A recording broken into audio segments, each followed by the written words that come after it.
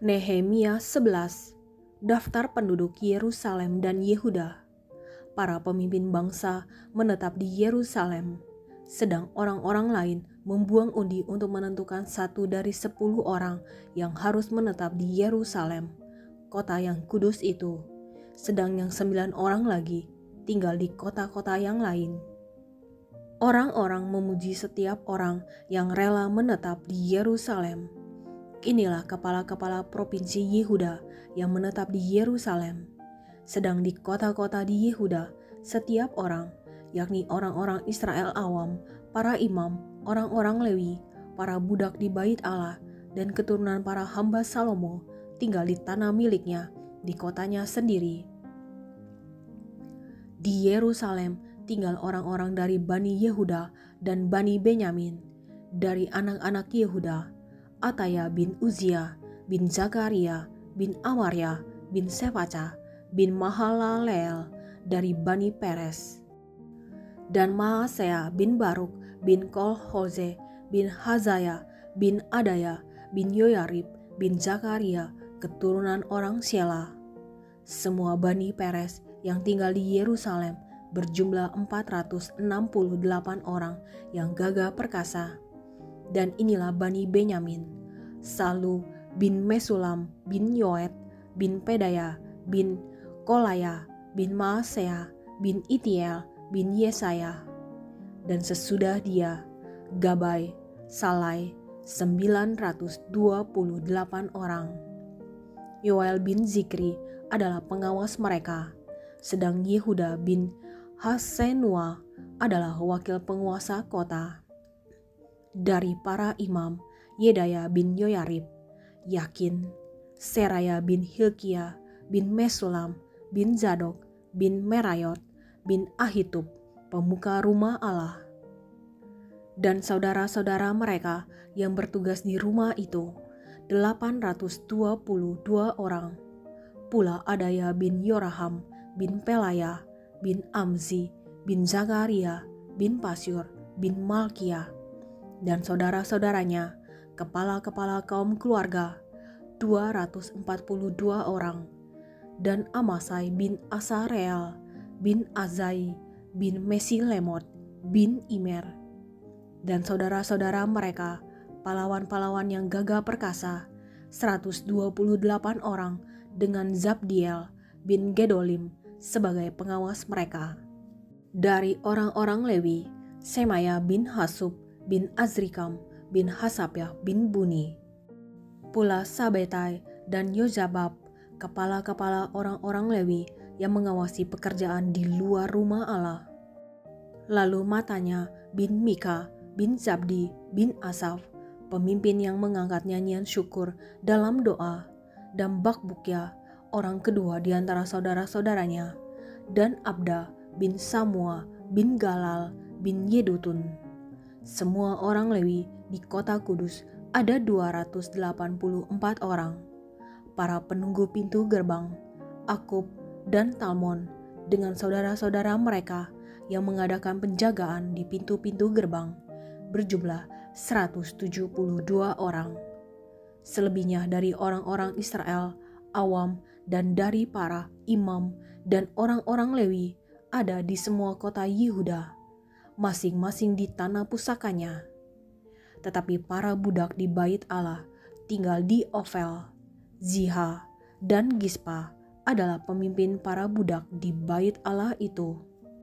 Pengawas orang-orang Lewi di Yerusalem adalah Uzi bin Bani, bin Hasapya, bin Matanya, bin Mika dari Bani Asaf, yakni para penyanyi yang menyanyi sementara berlangsung kebaktian di rumah Allah. Karena mengenai mereka ada perintah raja yang menetapkan peraturan untuk para penyanyi menurut keperluan setiap hari. Petaya bin Meseb Zabeel dari Bani Zera bin Yehuda diperbantukan kepada raja untuk segala urusan mengenai bangsa itu. Tentang tempat-tempat kediaman di daerah perladangan, sebagian dari Bani Yehuda tinggal di Kiryat Arba dan segala anak kotanya, di Dibon dan segala anak kotanya, dan di Yekab-Jeel dan desa-desanya, di Yesua, di Molada dan Bet-Pelet, di Hazar-Sual, di Beersheba dan segala anak kotanya, di Ziklak, di Mekhona dan segala anak kotanya, di En-Rimon, Zora, Yarmut, Zanoa, Adulam dan desa-desanya, di Lakhis dan ladang-ladangnya, dan di Azeka dan segala anak kotanya. Demikianlah mereka berkampung dari Beersheba sampai Lebak Hinom. Dan Bani Benyamin tinggal mulai dari Geba, di Mikmas, di Aya, di Betel dan segala anak kotanya, di Anatot, Nob dan Ananya, di Hazor, Rama dan Gitaim, di Hadid, Zeboim dan Nebalat, di Lot dan di Ono, lembah tukang-tukang. Beberapa rombongan orang Lewi dari Yehuda bergabung dengan orang Benyamin. Nehemia 12. Daftar para imam dan orang-orang Lewi. Inilah para imam dan orang-orang Lewi yang berangkat pulang bersama-sama Zerubabel bin Sealtiel dan Yesua, Seraya, Yeremia, Ezra, Amarya, Mahluk, Hatus, Sekhanya, Rehum, Meremot, Ido, Ginetoy, Abia, Miyamin, Maaja, Bilga, Semaya, Yoyarib, Yedaya, Salu, Amok, Hilkia, dan Yedaya. Itulah kepala-kepala imam dan saudara-saudara mereka pada zaman Yesua. Dari orang-orang Lewi, Yesua, Binui, Kadmiel, Serepya, Yehuda, dan Matanya. Matanya ini dan saudara-saudaranya memimpin nyanyian syukur. Sementara Bakbukia dan Uni dan saudara-saudara mereka berdiri di hadapan mereka itu menurut kelompok-kelompok tugas. Yesua memperanakan Yoyakim, dan Yoyakim memperanakan Eliasib, dan Eliasib memperanakan Yoyada, dan Yoyada memperanakan Yonatan, dan Yonatan memperanakan Yadua. Pada zaman Yoyakim yang menjadi imam adalah kepala-kepala kaum keluarga ini: Meraya dari kaum keluarga Seraya, Hanaya dari kaum keluarga Yeremia, Mesulam dari kaum keluarga Esra, Yohanan dari kaum keluarga Amarya, Yonatan dari kaum keluarga Meliku, Yusuf dari kaum keluarga Sebanya, Adna dari kaum keluarga Harim, Helkai dari kaum keluarga Merayot, Zakaria dari kaum keluarga Ido, Mesulam dari kaum keluarga Gineton, Zikri dari kaum keluarga Abia, dari kaum keluarga Miyamin, Piltai dari kaum keluarga Moaza, Samua dari kaum keluarga Bilga, Yonatan dari kaum keluarga Semaya, Matnai dari kaum keluarga Yoyarib, Uzi dari kaum keluarga Yedaya, Kalai dari kaum keluarga Salai, Heber dari kaum keluarga Amok, Hasabya dari kaum keluarga Hilkia, dan Netanel dari kaum keluarga Yedaya. Tentang orang-orang Lewi, para kepala kaum keluarga mereka tercatat pada zaman Eliasib, Yoyada, Yohanan, dan Yadua. Sedang para imam tercatat sampai pemerintahan Darius, orang Persia itu. Kepala-kepala kaum keluarga anak-anak Lewi tercatat dalam kitab sejarah sampai zaman Yohanan bin Eliasib. Inilah para kepala orang-orang Lewi: Hasabya, Serepya, Yesua bin Kadmiel, dan saudara-saudara mereka yang berdiri di hadapan mereka untuk menyanyikan puji-pujian dan syukur sesuai dengan perintah Daud, abdi Allah itu, kelompok di samping kelompok. Matanya, Bakbukia, Obaja, Mesulam, Talmon, dan Akub adalah penunggu-penunggu pintu gerbang yang mengadakan penjagaan di gudang-gudang perlengkapan pada pintu-pintu gerbang. Mereka itu hidup pada zaman Yoyakim bin Yesua bin Yozadak, dan pada zaman Bupati Nehemia dan Imam Ezra, ahli kitab itu. Pentabisan tembok Yerusalem. Pada pentabisan tembok Yerusalem, orang-orang Lewi dipanggil dari segala tempat mereka dan dibawa ke Yerusalem untuk mengadakan pentabisan yang meriah dengan ucapan syukur dan kidung, dengan ceracap, gambus, dan kecapi. Maka berkumpullah kaum penyanyi dari daerah sekitar Yerusalem, dari desa-desa orang Netofa, dari Bet Gilgal, dari Padang Geba dan Asmawet, karena para penyanyi itu telah mendirikan desa-desa sekitar Yerusalem. Para imam dan orang-orang Lewi mentahirkan dirinya, lalu mentahirkan seluruh umat itu, dan kemudian pintu-pintu gerbang dan tembok.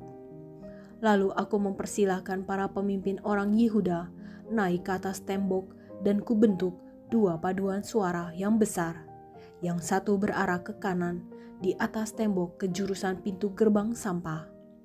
Di belakangnya berjalanlah Hosea dengan sebagian dari para pemimpin orang Yehuda, pula Azaria, Ezra, Mesulam, Yehuda, Benyamin, Semaya, dan Yeremia. Dan dari kaum imam yang memegang nafiri, Zakaria bin Yonatan bin Semaya bin Matanya bin Mika bin Zakur bin Asaf. Dan saudara-saudaranya, yakni Semaya, Azarel, Milalai, Gilalai, Maai, Netanel, Yehuda, dan Hanani dengan bunyi-bunyian Daud, abdi Allah itu. Sedang Ezra, ahli kitab itu, berjalan di depan mereka. Lalu pada pintu gerbang mata air, mereka langsung naik tangga-tangga kota Daud pada jalan pendakian tembok lewat istana Daud dan berjalan sampai pintu gerbang air di sebelah timur.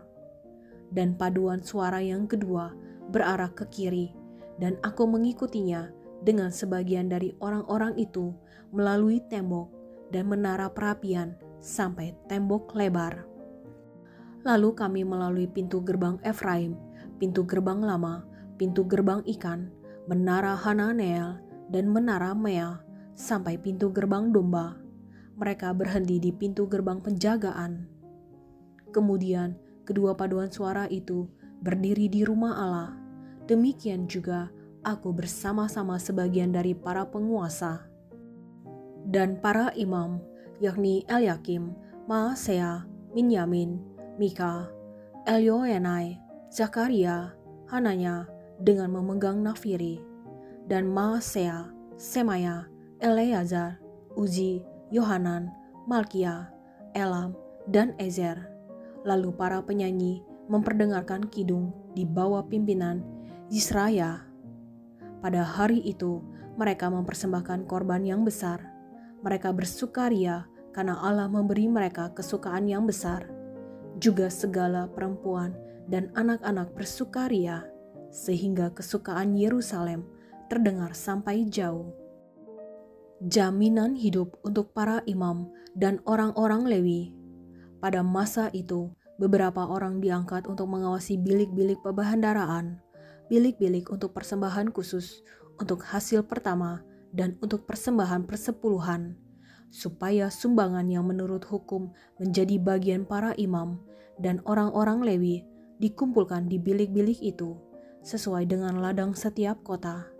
Sebab Yehuda bersukacita karena para imam dan orang-orang Lewi yang bertugas, karena merekalah yang melakukan tugas pelayanan bagi Allah mereka dan tugas pentahiran. Demikian juga para penyanyi dan para penunggu pintu gerbang, sesuai dengan perintah Daud dan Salomo anaknya.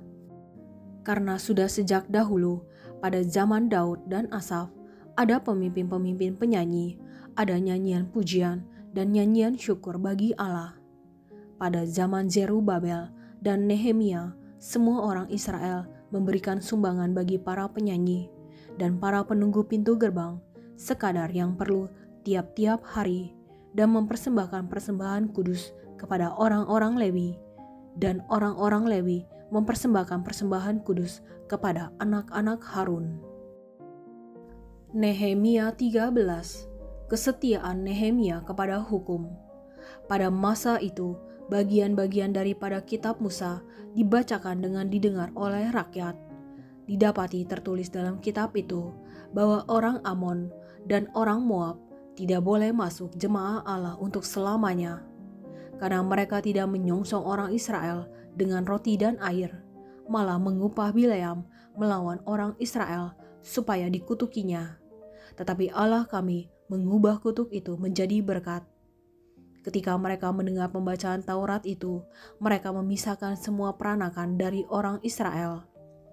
Tetapi sebelum masa itu, Imam Eliasib yang diangkat untuk mengawasi bilik-bilik rumah Allah kami dan yang mempunyai hubungan erat dengan Tobia, menyediakan sebuah bilik besar bagi Tobia itu. Sebelumnya orang membawa ke bilik itu korban sajian, kemenyan, perkakas-perkakas, dan persembahan persepuluhan daripada gandum, anggur, dan minyak yang menjadi hak orang-orang Lewi, para penyanyi, dan para penunggu pintu gerbang, dan persembahan khusus bagi para imam. Ketika peristiwa itu terjadi, aku tidak ada di Yerusalem, karena pada tahun ke-32 pemerintahan Artasasta, Raja Babel, aku pergi menghadap raja. Tetapi sesudah beberapa waktu, aku minta izin dari raja untuk pergi. Lalu aku tiba di Yerusalem dan melihat kejahatan yang dibuat Eliasib untuk keuntungan Tobia. Sebab bagi Tobia ini telah disediakannya sebuah bilik di pelataran rumah Allah. Aku menjadi sangat kesal, lalu kulempar semua perabot rumah Tobia keluar bilik itu. Kemudian kusuruh tahirkan bilik itu. Sesudah itu, kubawa kembali ke sana perkakas-perkakas rumah Allah, korban sajian, dan kemenyan. Juga kudapati bahwa sumbangan-sumbangan bagi orang-orang Lewi tidak pernah diberikan, sehingga orang-orang Lewi dan para penyanyi yang bertugas masing-masing lari ke ladangnya. Aku menyesali para penguasa, kataku, mengapa rumah Allah dibiarkan begitu saja?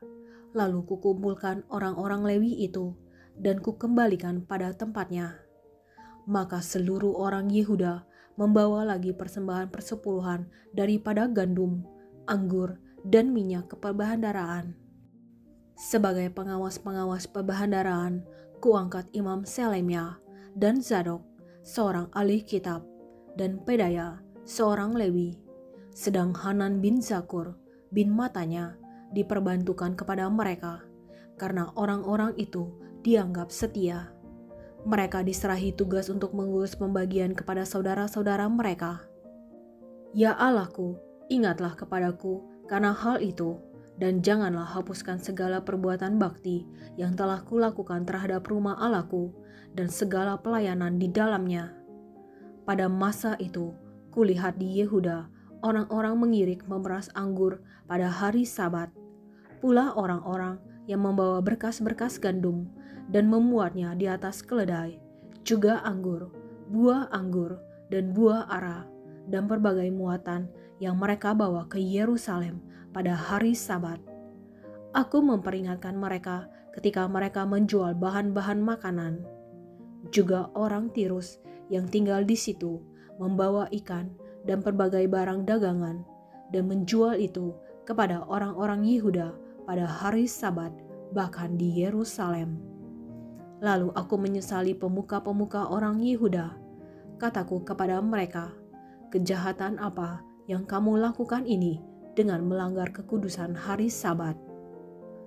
Bukankah nenek moyangmu telah berbuat demikian sehingga Allah kita mendatangkan seluruh malapetaka ini atas kita dan atas kota ini? Apakah kamu bermaksud memperbesar murka yang menimpa Israel dengan melanggar kekudusan hari Sabat? Kalau sudah remang-remang di pintu-pintu gerbang Yerusalem menjelang hari Sabat, kusuruh tutup pintu-pintu dan kuperintahkan supaya jangan dibuka sampai lewat hari Sabat.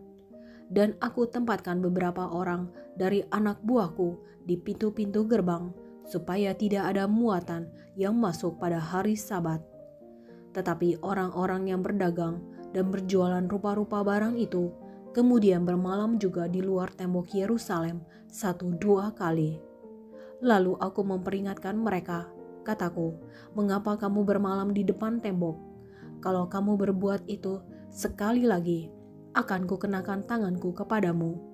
Sejak waktu itu, mereka tidak datang lagi pada hari Sabat. Juga kusuruh orang-orang Lewi mentahirkan dirinya dan datang menjaga pintu-pintu gerbang untuk mengkuduskan hari Sabat. Ya Allahku, ingatlah kepadaku juga karena hal itu, dan sayangilah aku menurut kasih setiamu yang besar. Pada masa itu juga, kulihat bahwa beberapa orang Yahudi memperistri perempuan-perempuan Asdod, perempuan-perempuan Amon, atau perempuan-perempuan Moab. Sebagian dari anak-anak mereka berbicara bahasa Asdod atau bahasa bangsa lain itu, dan tidak tahu berbicara bahasa Yahudi. Aku menyesali mereka, kukutuki mereka, dan beberapa orang di antara mereka kupukuli dan kucabut rambutnya, dan kusuruh mereka bersumpah demi Allah demikian, jangan sekali-kali kamu serahkan anak-anak perempuanmu kepada anak-anak lelaki mereka, atau mengambil anak-anak perempuan mereka sebagai istri untuk anak-anak lelakimu atau untuk dirimu sendiri. Bukankah Salomo, Raja Israel, telah berbuat dosa karena hal semacam itu? Walaupun di antara begitu banyak bangsa tidak ada seorang raja seperti dia yang dikasihi Allahnya dan diangkat oleh Allah itu menjadi raja seluruh Israel, namun dia pun terbawa ke dalam dosa oleh perempuan-perempuan asing itu. Apakah orang harus mendengar bahwa juga kamu berbuat segala kejahatan yang besar itu, yakni berubah setia terhadap Allah kita karena memperistri perempuan-perempuan asing? Seorang dari anak-anak Yoyada bin Eliasib, imam besar itu, adalah menantu Sanbalat, orang Horoni itu. Oleh sebab itu, kuusir dia daripadaku. Ya Allahku, ingatlah bagaimana mereka mencemarkan jabatan imam, serta perjanjian mengenai para imam dan orang-orang Lewi. Kutahirkan mereka dari segala sesuatu yang asing, dan kutetapkan tugas-tugas untuk para imam dan orang-orang Lewi, masing-masing dalam bidang pekerjaannya. Pula kutetapkan suatu cara untuk menyediakan kayu api pada waktu-waktu tertentu dan untuk hasil-hasil yang pertama. Ya Allahku, ingatlah kepadaku demi kesejahteraanku. Mazmur 126. Pengharapan di tengah-tengah penderitaan. Nyanyian ziarah. Ketika Tuhan memulihkan keadaan Sion, keadaan kita seperti orang-orang yang bermimpi. Pada waktu itu, mulut kita penuh dengan tertawa, dan lidah kita dengan sorak-sorai. Pada waktu itu, berkatalah orang di antara bangsa-bangsa, Tuhan telah melakukan perkara besar kepada orang-orang ini. Tuhan telah melakukan perkara besar kepada kita, maka kita bersuka cita. Pulihkanlah keadaan kami ya Tuhan, seperti memulihkan batang air kering di tanah Negeb. Orang-orang yang menabur dengan mencucurkan air mata akan menuai dengan bersorak-sorai. Orang yang berjalan maju dengan menangis sambil menabur benih, pasti pulang dengan sorak-sorai sambil membawa berkas-berkasnya.